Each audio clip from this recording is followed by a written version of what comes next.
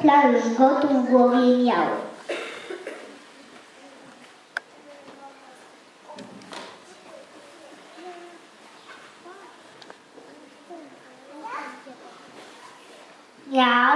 Prześpij się tu, miły panie, ja coś złapię na śniadanie.